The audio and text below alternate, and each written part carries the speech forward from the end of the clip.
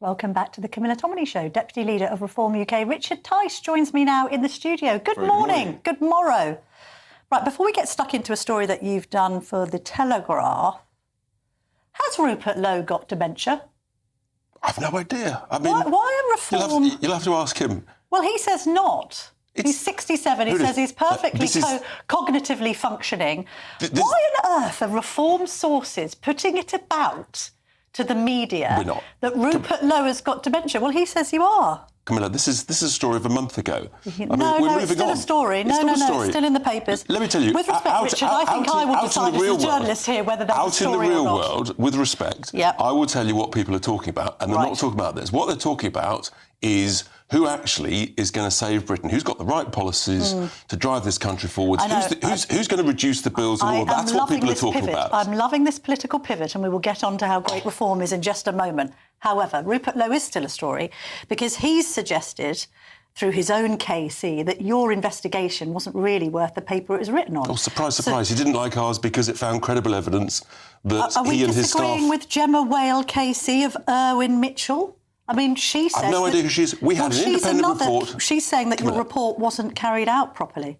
Fine, KC's disagree. Right. We've had an independent report. It showed there was credible evidence. The story's weeks old. Everyone's moved on. Is it weeks old? It is weeks old. I'm not sure it is. I think it's still rumbling on.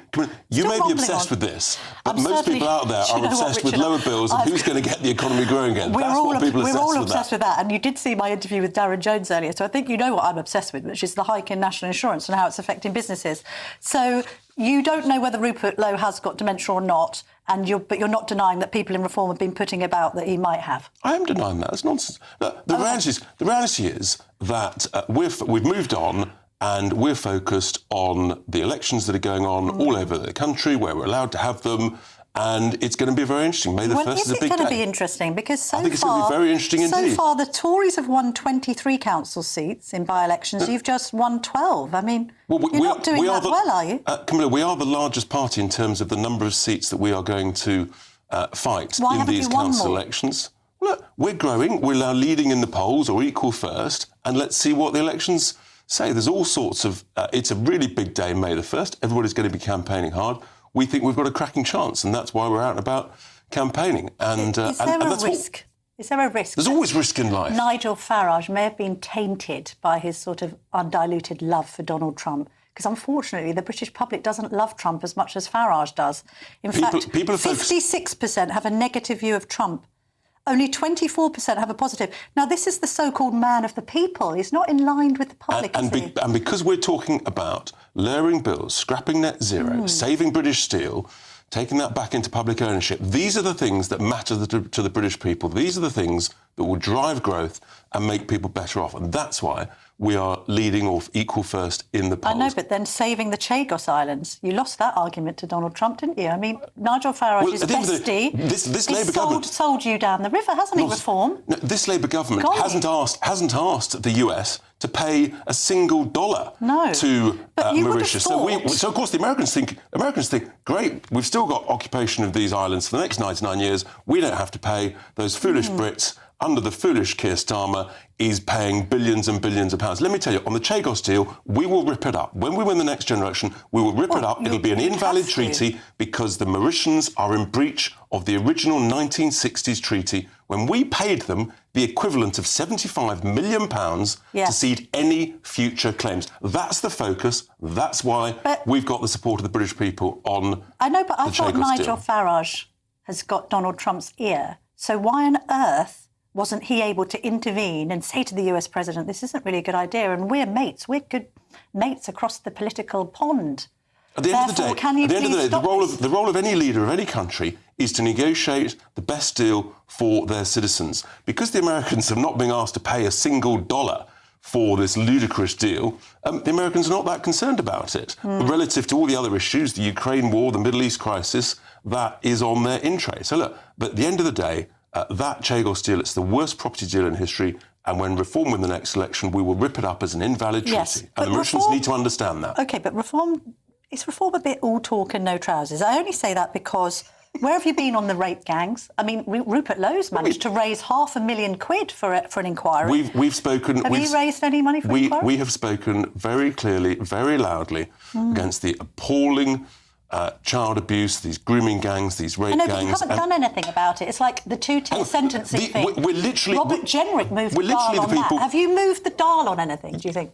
So we moved the dial on the thugs in Manchester Airport by saying we were going to pursue a private criminal prosecution. That finally led to the charges against those two individuals. Okay, so we moved the dial. So actually, we've led the way on all of this stuff. But you haven't really moved the dial on rape gangs or two-tier justice. We're like everybody else. We've said there need to be more inquiries on the rape gang, so I think we've absolutely moved the dial on that. Two-tier justice. We're the people that keep getting barracked in the House of Commons for talking about two-tier justice. That's literally Labour targeting reform because we're so relevant. Is Robert Jenrick out-Faraging Farage?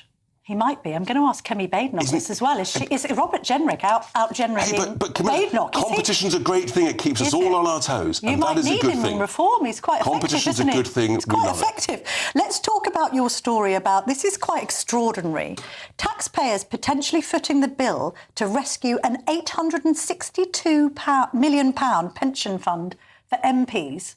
I beg your pardon. Seriously, so the MP's pension fund is underperforming and the taxpayers are likely to have to put in tens of millions of extra cash in order to prop it up because it is insisting in investing in net zero, renewable, ethical, ESG-type funds, which are underperforming, and that means that it's going to require more money to be put into it. And the trustees are putting political ideology ahead of their fiduciary duties. They admit it in their own documentation when they say they admit that ESG risks could impact on the returns. This is an absolute scandal that needs to be raised. Well, what can be done about it is I've written to the pension trustees. I've said this is unacceptable. I've said I think many of your assets are overvalued and I want an explanation of what's going on because many of the big investment managers around the world are moving away from this ethical ESG investing because it always leads to worse performance.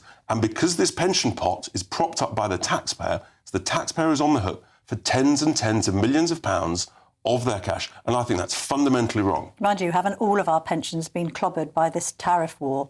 I mean, I don't think anyone that's invested in stocks and shares over the course of the last week has done very well, Richard. All the more reason not to be focused on net zero renewable energy type projects that are not delivering the returns that people expect and demand. So I'm appalled by it, and that's why I've written to the trustees, and I'm looking forward to a meeting and an explanation because I think they're in breach of their duties, and it's the taxpayer who's on the hook for tens and tens of millions of pounds, past and future. OK, let's just talk about policy. The Financial Times reported last week that your first major policy campaign in 2026 will be countering house building. Countering house building? Do you recognise that? No, I mean, frankly, the Financial Times often gets things wrong. I've no idea what they're talking about. I'm a house builder. I understand house building. How many houses do you think should be built in the UK over the course of the next 5 years? The first thing to do is to stop the population growth so that we can actually build homes for existing British citizens. That's the way to bring prices down, to reduce the pressure. And we should focus on brownfield sites where there's far too much reluctance to build on them, far too many daft regulations being imposed by the previous government and this regime. Bat surveys, you don't need bat surveys in the middle of Vauxhall and places like that. So if you cut the regulations... anywhere. Well, frankly, and you don't need bat sheds on the HS2 with a bat tunnel. No. So all of this stuff is ludicrous. Cut the daft regulations, reduce the cost of house building, focus on brownfield sites where there's plenty of availability, stop growing the population. That's the way to get on top of the housing shortage in this country. But what do you think about this transition that the Labour government have made between green and grey belt? Because that's worrying a lot of people in rural communities that would be likely actually to vote for reform. Isn't that just licence to concrete over parts of the countryside? Well, we need more homes. We need more homes, but we've also got so much brownfield sites, and you can tweak the definition of brownfield or greyfield or whatever. But the focus is stop the population growth and build homes for British people. That is the way to deal with the housing shortage, reduce the price growth, cut the cost of building the homes, which is huge because of the over-regulation, because of things like net zero, forcing house builders to put heat pumps in them and all sorts of other things. All of this stuff is costing us serious money. It's making us poorer, and we've got to stop it.